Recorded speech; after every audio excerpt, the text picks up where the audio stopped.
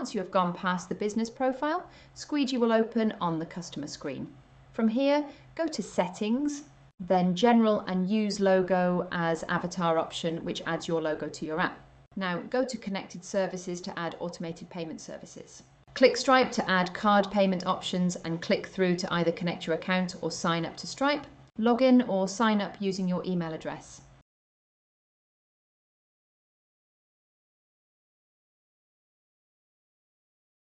After you've entered your password, you'll be sent a code using your two-factor authentication method. You'll then be asked to confirm which account you'd like to connect to Squeegee. Once this is entered, for businesses who already have Stripe, your account will be connected. The sign-up process in Stripe is very straightforward for businesses new to Stripe. Please visit their website for detailed guides. Connecting GoCardless is a similar process. Go to connect your GoCardless account, then either open an account or sign in.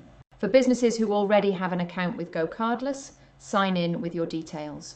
Again, the process for signing up is a simple step-by-step process. More information can be found on the GoCardless website. For bank reconciliation, go to Add your bank provider via TrueLayer, then connect from the next prompt.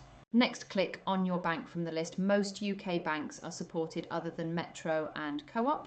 And allow TrueLayer permissions to access your banking data, followed by your bank account details. You may also be asked to provide further information such as the email address associated with your bank account. On pressing continue, you will likely be asked to authenticate through your banking app to complete setup. Back to settings, move down to jobs and scheduling to set some of the defaults. We're not going to look at every setting, just the recommended ones before really trialing the app. Setting the default job duration helps speed things up when adding new jobs. You can set any default frequency here, ad hoc, or any number of days, weeks, or months. Again, to save time when adding new jobs, add the default job duration here.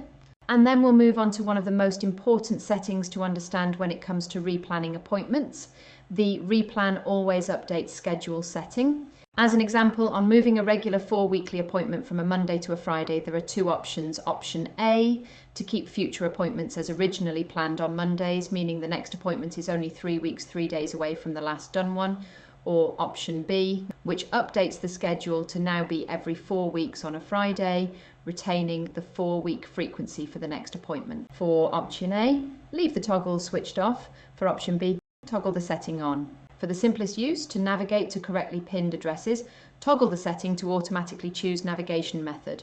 This will default navigation to coordinates where a location has been pinned.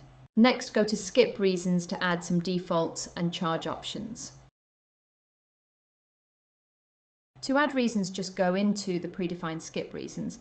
Add a new skip reason by just typing any default, which will then open the charge options of no charge, a fixed charge, or percentage charge. When a charge is added, an invoice is generated for the percentage or fixed charge amount. Next, there are customer deactivation or delete reasons. To add defaults, just type each on a new line. Lastly, in this section, to start trialling, you'll be verifying a few addresses. The default lookup provider is set here. Click through to try other options if you're finding some locations are not being returned in the results. Next, move on to notifications and messages to set defaults and templates.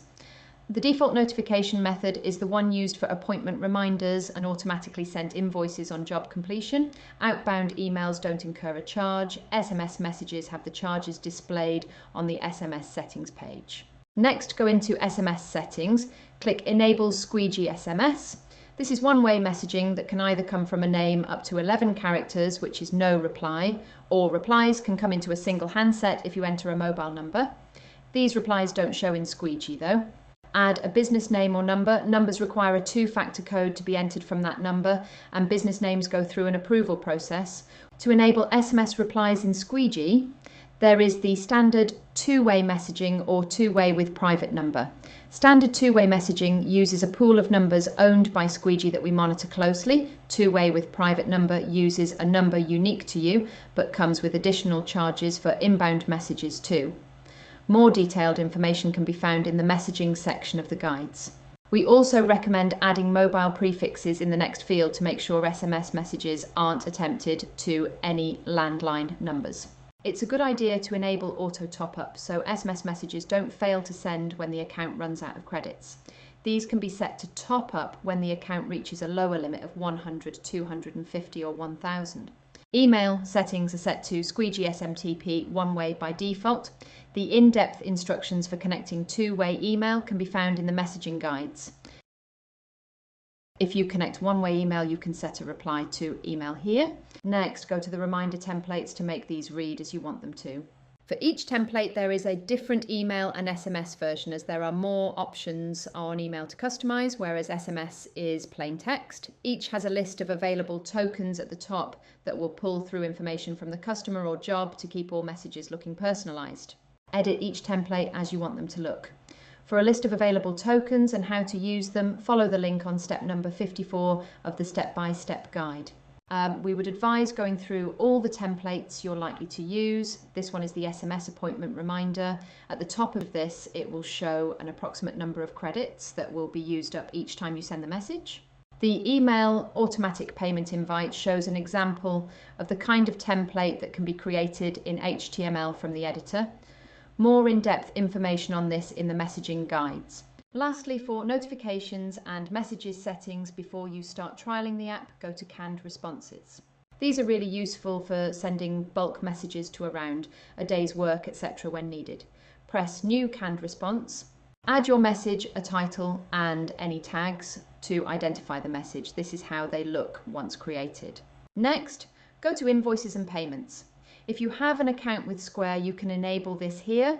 This needs to be done on the device that will be being used for tap to pay options. The default payment period can be set to any number of days, then adjusted on individual customers if needed. To have the invoice message template sent out automatically on job completion, toggle this setting. And add default invoice notes here. This is generally where businesses add their payment terms and backs details if applicable. There are then fields to add email, telephone and website options to the invoice template. Even if you're not likely to be adding any expenses straight away, it's a good idea to set expense tax now.